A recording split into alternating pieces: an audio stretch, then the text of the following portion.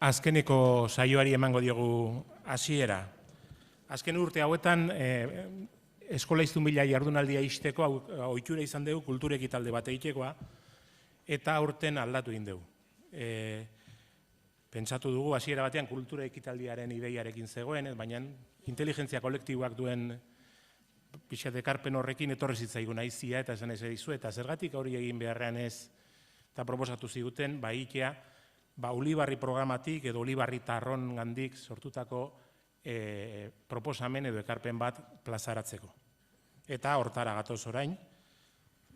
Orduan, oain aurkeztuko dizuegun ekimena Ulibarri programatik sortua da, Aitor Oiarbidek Donostiako Lasai ikastetxeko normalkuntza arduradunak sortua, eta beak ikastetxean egin ondoren eta normalkuntza mintegian aurkeztu ondoren, gero Gaztezuloko aldizkariaren laguntzarekin sarera eraman du.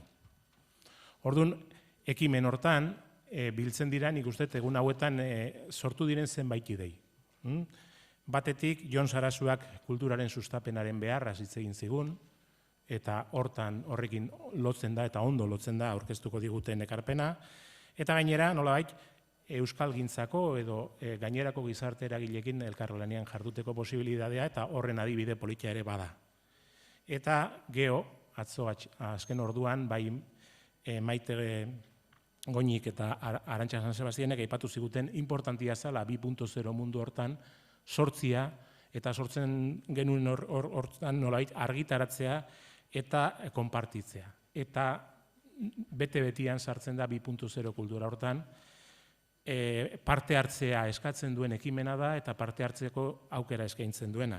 Eta hauteskunde kanpainan gaudenez, pixkat hortarako aukera ere ez dugu galdu nahi, eta haiek botua eskatuko dizuete eta parte hartzea eskatuko dizuete, haiek sortu duten ekimen horretan, eta hitza haientzako.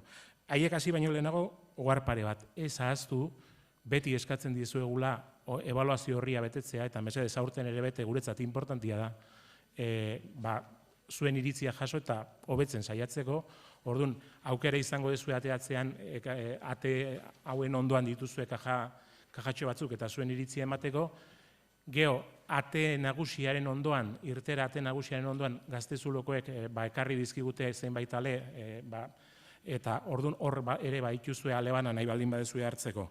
Eta ondoren, Arabako hezkuntza ordezkariak Marian Jauregik egingo du bukaerako agurra. Orduan, besterik gabe, Aitor eta